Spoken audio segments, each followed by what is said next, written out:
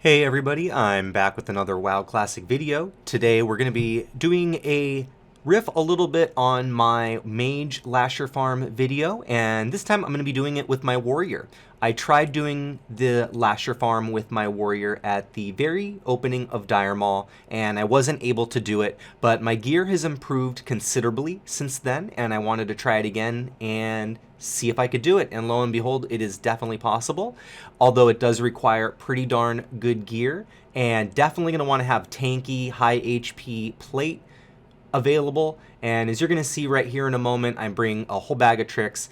I'm rocking the High Warlord axes, but what I'm going to do here is put on the maces really quick and use my Diamond Flask. You'll also see I'm using the Dark Moon Fair card Heroism for some extra health, as well as the full Warlord set. So we're really going into this with as much beef as we can. And we're going to use the Diamond Flask here in a second with the healing maces equipped to get even more health regeneration going on this first pack. And while not everybody's going to have healing maces, if you do have some just blues and greens that are plus to healing, those will work also. All right, so the big thing that surprised me about this farm is it's really important to kill individual lashers, and I found myself needing to prioritize Bloodthirst ahead of things like Cleave, even though I thought that wasn't necessarily going to be the case. So I would say in this particular order, I'm looking at Whirlwind as maybe my first, but then maybe a quick Bloodthirst, and if something is low and in killing range, I would actually get that Bloodthirst out a little bit quicker.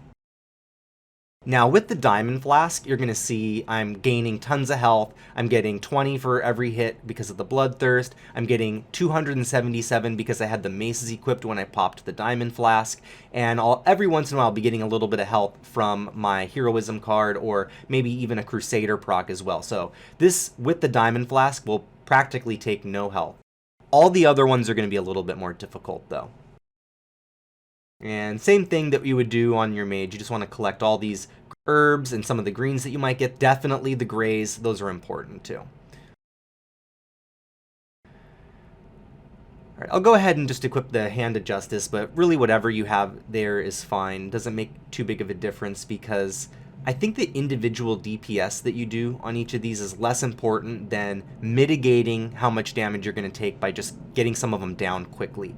The sooner you get to only having a few of them up, the more likely you're going to be able to outlive the amount of damage they do, because they don't do that much. You have plate on, you have a lot of health, so you're already mitigating a lot. One thing that tanks might be able to do is do like a full tank set, and maybe even like a thorium spike with a good one-hander, and that way you'll be doing some damage to them with your shield and your thorium spike, but you'll also be able to get some quick bloodthirsts in and get some good killing blows in on these lashers, because that's really going to make the difference on whether you're going to be able to get through these packs or not. So one thing I did in this video is I actually ran out of arrows before I started doing it, and I decided to see if it was possible to just do this without arrows, and it is. So these are my spots to fight all of them if you don't have any arrows and you actually have to fight them in the spots. One of the things I find really important is either tab targeting or just individually targeting the ones that are lowest. Here I get a kill right there, which means I'm just going to be taking less damage, and this Lasher pack here I hardly took any, which is why I think that even though my gear is pretty solid, I think that you could do this with, say, a good one-hander like a Deathbringer or a Viscag or something of that nature, and then just some really tanky gear, some big HP gear, you know, maybe something that has a little bit more health than me, and you could probably get through these packs pretty efficiently.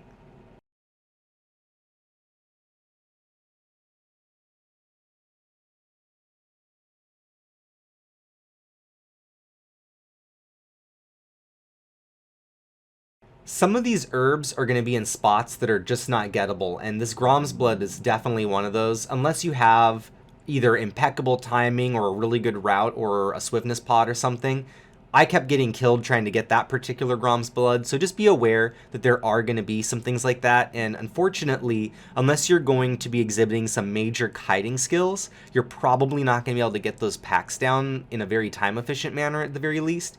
I know I can't kill them straight up, and if I can't kill the things straight up in this farm, I don't really care about them. I'd just rather avoid them. One of the other things I like to do is they do drop a food that's not very good, but you'll notice here by the time I get that food eaten, I'm practically full health, so just free food you get to pick up off of the mobs while you farm, so it'll kind of help mitigate some of the costs that food is if you don't have a mage to summon you food beforehand, or maybe you just don't want to waste any valuable farming space in your bag on food. So here you can see one where I got off to sort of a bad start and I'm getting dealt more damage, but again, we're just going to go back to that. Try to find the low ones, kill them. You're going to see how much damage it starts to mitigate once you get down to about 3 or 4 of them.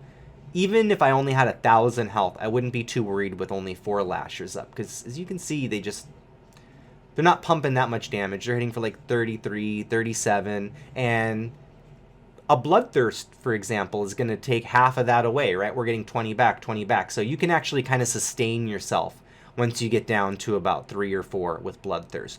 I think it's a little bit different if you come into this with Mortal Strike spec. I would imagine maybe you're trying to do like a two-hander thing and Sweeping Strikes is involved. But I almost kind of wonder after doing this and taking the more mitigation and using more trinkets that are giving me health back and things like that, if maybe the best way to mitigate it is just to kill them quickly and then have a few health generating mechanisms in place to help you keep going.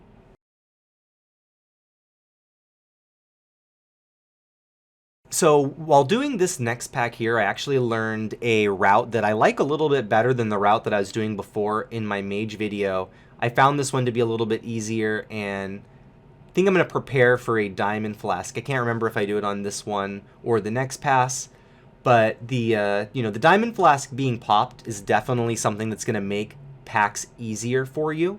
So I would recommend doing it on cooldown, honestly, if you have any plus to healing, even if it's only enough to get yourself like 100 every 5 seconds. That's still a useful amount of health. It's as good as like a Bloodthirst, for example, is going to give you, right? You're going to get a Bloodthirst off every 6 seconds or so, and then you're going to get 5 hits before you're able to get that next one. Even a little bit of extra mitigation from that diamond flask can make these packs a lot easier and then set you up to do the next one sooner. Make sure you pull this pack back, because as you can see there, they can evade, and because of that evade, it made using that diamond flask even more important right here. I definitely would have died on this pack if it wasn't for the diamond flask.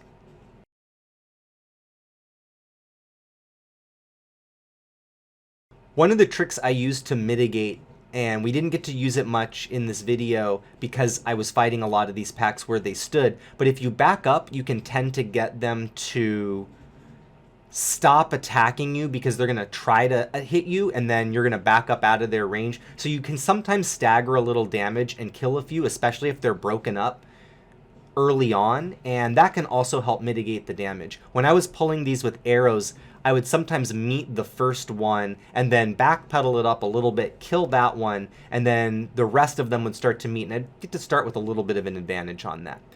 You can do that a little bit in these spots that we're fighting, but it can be difficult, and it's really just better to charge in, I think, a lot of times, and get the first couple down and get some damage in pretty quickly that way.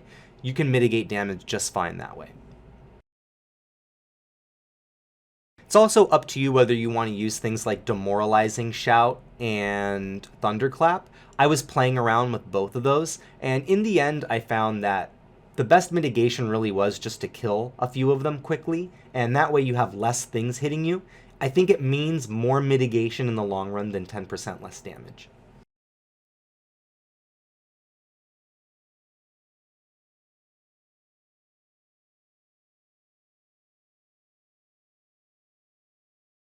Once again, I'm definitely trying to take advantage of that free food and use as much of that as possible, but when I do get low, I do like to use things like Blessed Sunfruit, because at the end of the day, having more strength and more damage is going to be helpful, even though I don't think that these are the type of mobs that you think about in a raid DPS sense. You really just want some quick burst damage on single targets to be part of your mitigation for these.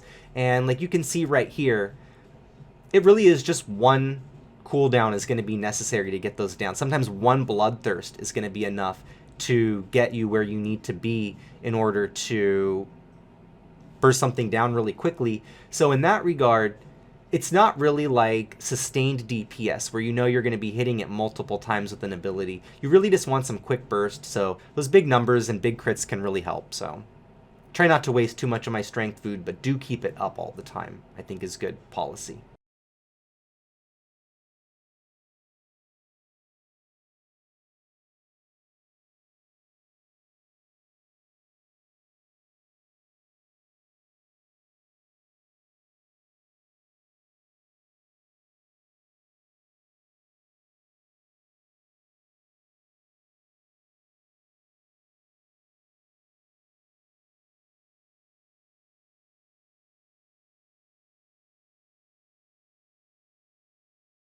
So on this particular path, I kind of hook around back to the beginning almost, and I think it's still more efficient than trying to run across. I'm not 100% sure about that, but I like this a little bit better for fighting them in the spots. And this one, I might even pull back a little bit because those path right through, and you really don't want to aggro those. Like I said, if you're going to end up aggroing them, it's going to require a lot of kiting to not die, and I think that just kind of takes away from what you're trying to do here.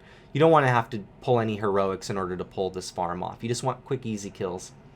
Yeah, and so see here, I'm going to do that backup move a little bit, and as you can see, it mitigated a hit or two at the beginning. It's harder when they're clumped up like that. What you want to do a little bit better is if you can shoot them with an arrow, you're going to maybe have one be in front of the pack, and you can hit him without having them stop, and then you can just kind of keep getting some hits in and take less damage while you kill the first one or two.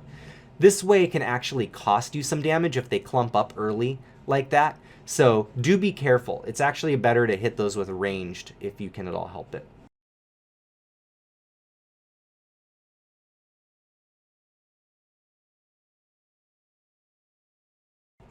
So once we get these lasher packs down, we can then start hunting for herbs, and it's pretty much the same old thing with any class that you do. You can kill the invis guys straight up with your warrior if you're able to do these lasher packs for sure.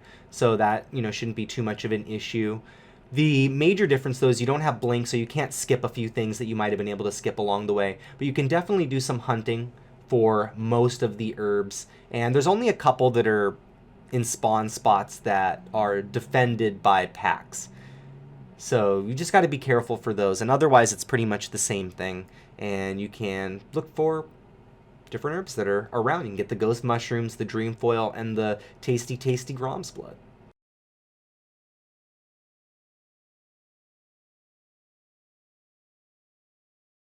Do be careful though, because there are some close calls that you're going to get, and one of the things that I noticed about these roaming tree guys is that their aggro radius is actually a little bit more favorable than I thought. You can actually cut it pretty close to them and they won't aggro you, but you know, at a certain point you get too close, they will aggro, so just beware. But they're reasonable, right? This is pretty close and they're not aggroing, and you can even get a little bit closer than that. I've definitely had closer calls, so those are available.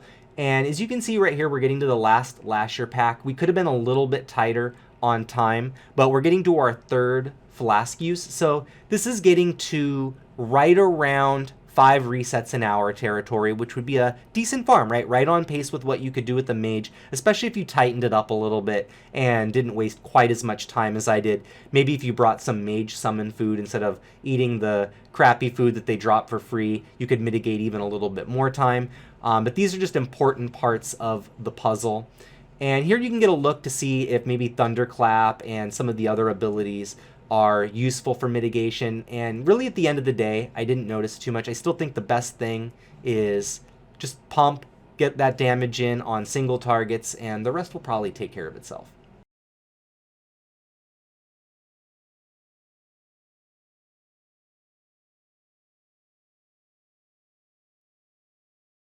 And this is another one where the Diamond Flask is just doing tons of work.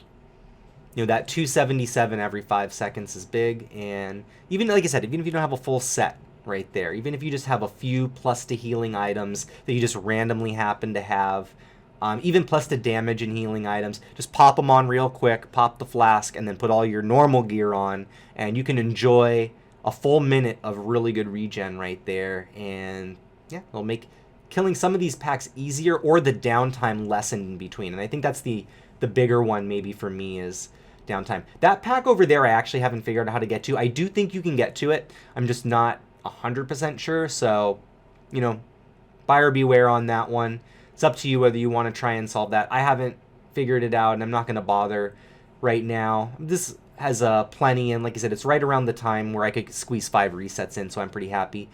Now at the end, I'm going to go adventure a little bit, and I'll speed up the video here in a second while I go search for the different ghost mushrooms and the other herbs. You can kind of take a look at some of the different routes that you can take, but that's pretty much the Lasher farm part of it. There are a few demons too that you can kill along the way that are invis, and like I said, if you're set up to kill the Lashers, they're not going to be too big of a deal. I did try and kill these Devil Lashes and didn't have much success, so I recommend not trying that. I also do not recommend trying to solo any of the bosses unless you're doing a kite strat. Couldn't do any of those straight up, and really that's what I was most interested in for this video, is what could I kill there with my axes, man? I'm a warrior. I didn't play a warrior to kite things around, man. I want to hit stuff with my axes. Alright, well that's all we've got for this video. If you found it helpful, please like and subscribe, leave a comment if you have any questions. Other than that, just I hope you enjoyed it, and we'll have more WoW content videos coming out. By the way, I do a podcast every Sunday. You can catch that at 5:30 on my stream on Twitch, Mickey_Mal, and I post it on this YouTube every week. We're going to be backlogging a lot of the episodes that we had missed too, so if you want to catch up on those, they're going to be coming up. I also have those on SoundCloud and iTunes, Mickey Mal on there as well. Alright, thank you once again for watching. Catch you next time.